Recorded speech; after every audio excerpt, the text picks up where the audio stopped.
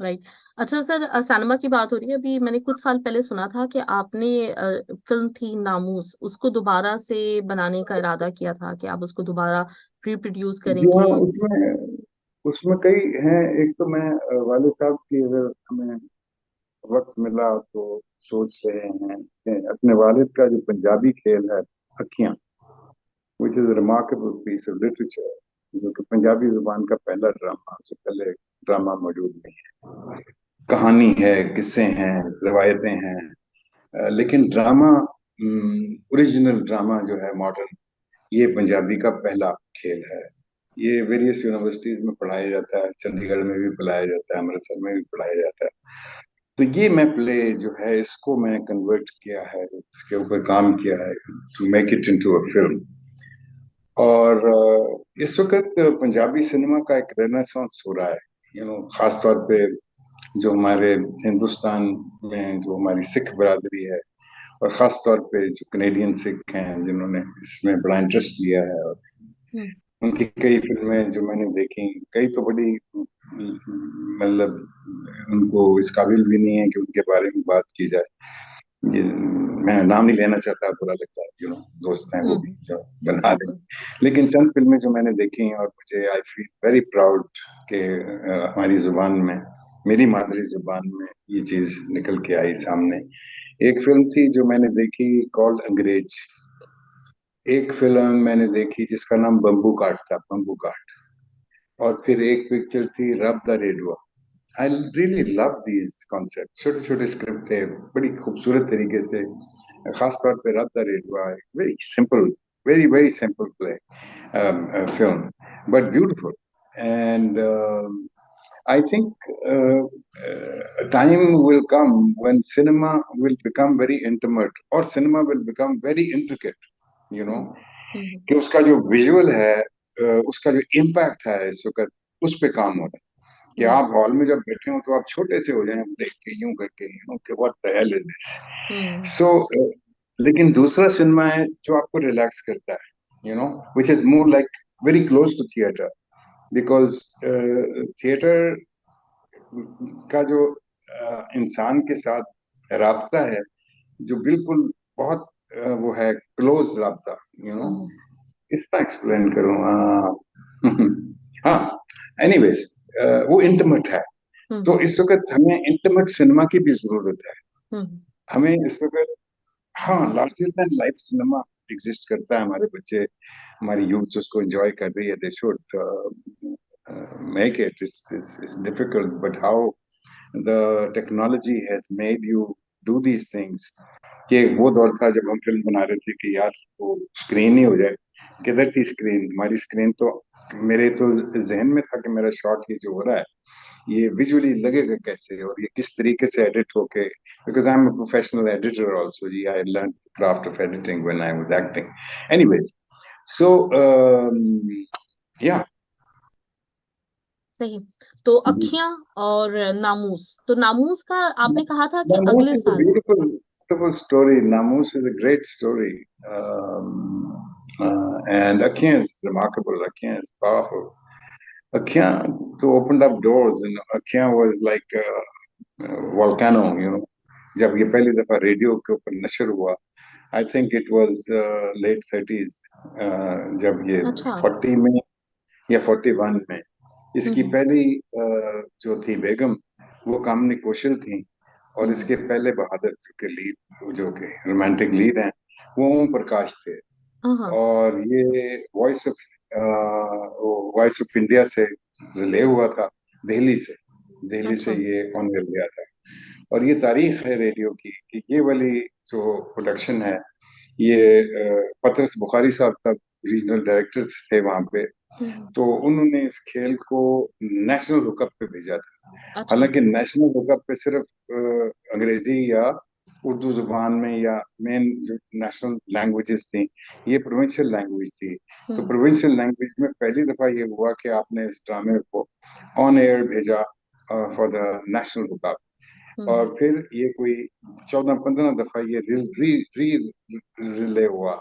हम्म। और फिर of course जब पाकिस्तान बन गया तो उसकी दो तीन और प्रोडक्शंस पाकिस्तान के बनने के बाद भी हुई यहाँ पे, जिसमें मोहनी हमीद जो थी वो सैर फहरिस्त थी, इसमें वो बेगम का रोल किया करती थी, और अब्बा हमेशा वो चौधरी का रोल करते थे इसके अंदर।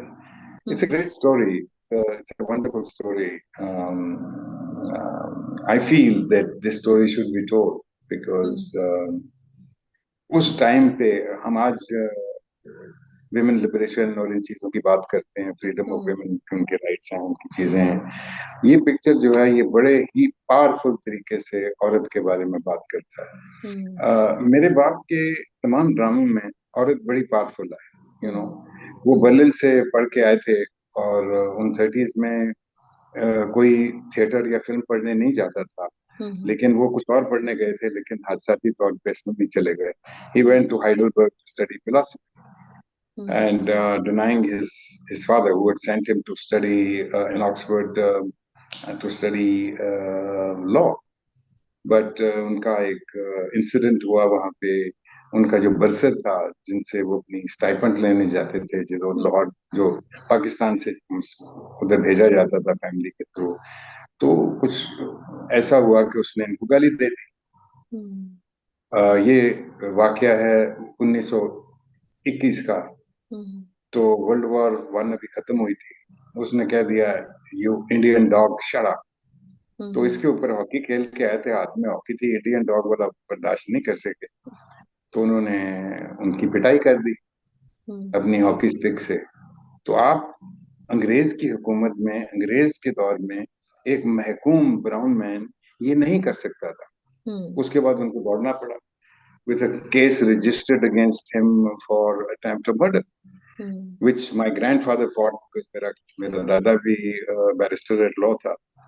तो फिर वो 7 साल वो केस को लड़ा। मेरा बाप भाग के जर्मनी पहुंच गया, और फिर हाइडलबर्ग में 4 साल पढ़ने के बाद जब बर्लिन आया, तो बर्लिन वाज अनदर वर्ल्ड।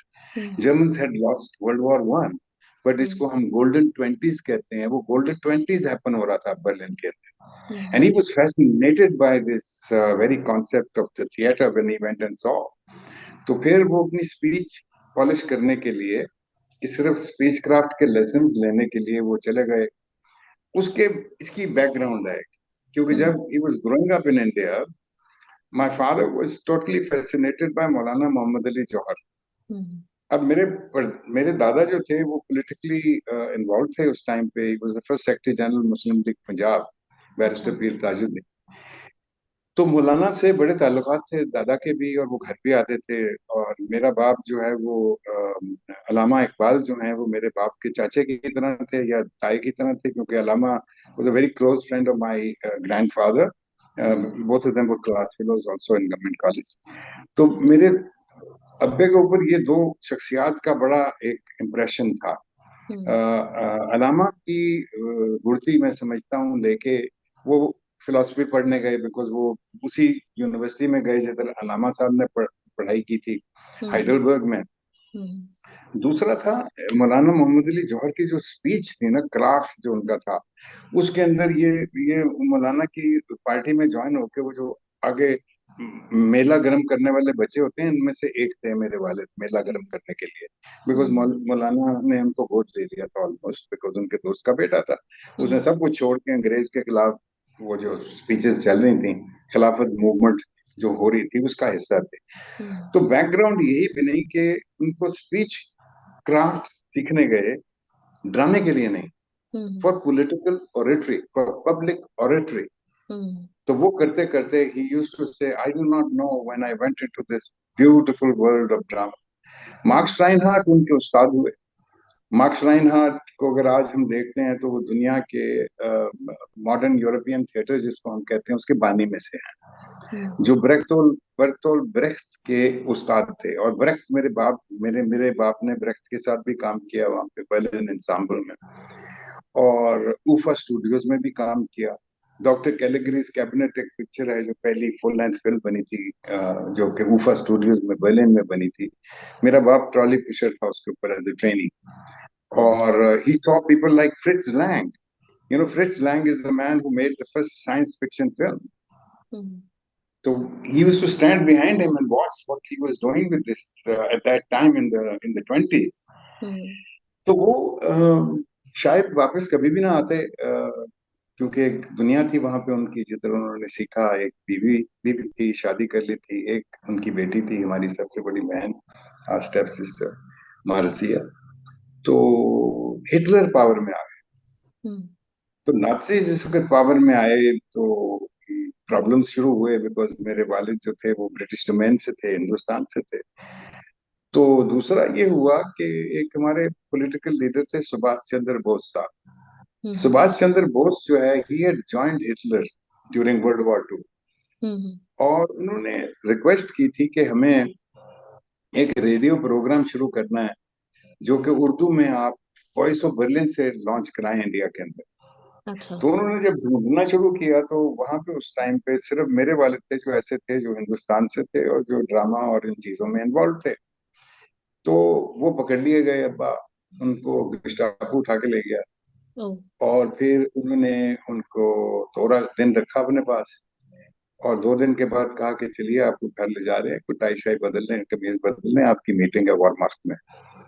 और फिर मेरे बाप की मीटिंग थी डायरेक्टली गोबल्स के साथ, जो हिटलर का प्रोपेगेंडा चीफ था। तो हम्म उसने मेरे अब्बा को कहा कि हम ये जॉब आपको सौंप रहे हैं और आप ये करेंगे।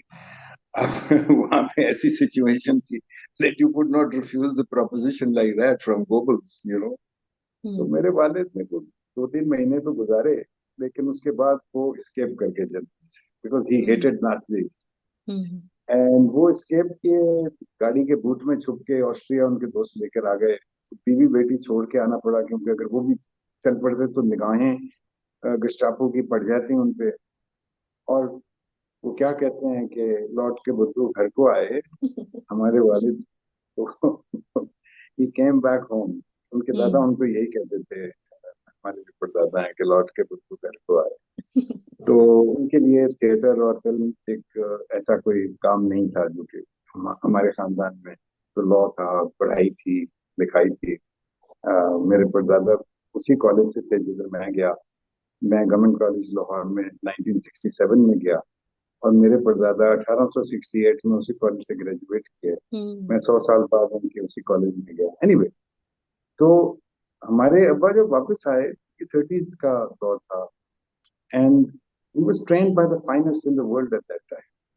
हम्म और यहाँ पे हिंदुस्तान जो है वो तकरीबन 200 साल पीछे था to what he had learn.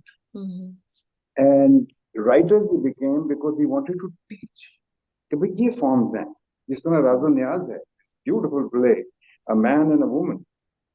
और डल लेक के अंदर हाउस बोट के इनसाइड में ये एक्शन टेक प्लेस करता है। क्या रिमार्केबल प्ले है! It's a hmm piece of literature. You know it is exactly the way he says के ड्रामा शेर और मौसीकी से लबरेज आवाज में।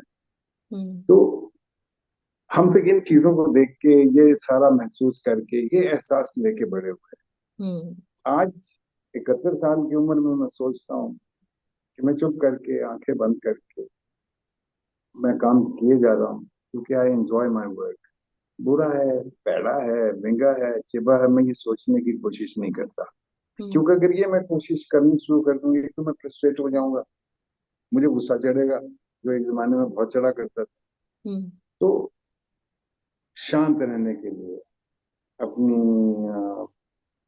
कि मैं इन इन वर्किंग कंडीशन रहूं। That's why I am working, otherwise I don't need to work, hmm but I enjoy my work, and yeah. मैं अभी जब आप रफी पीर साहब का किस्सा सुना रहे थे तो मैं यही सोच रही थी कि बेसिकली किस्मत हमें मतलब हमारे लिए सब कुछ डिसाइड किया हुआ होता है कि क्या कुछ हमारी जिंदगी में होना है।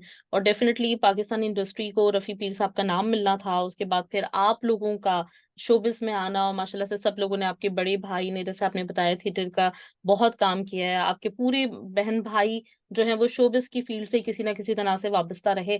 तो यकीनन मतलब ये वही था कि अगर वो वहां पे लॉ कर रहे होते और वो वहां ड्रामा ना पढ़ते तो यहाँ पाकिस्तान में भी इस तरह से जैसे हमने बेहतरीन चीजें देखी हैं तो हमें देखने को ना मिलती।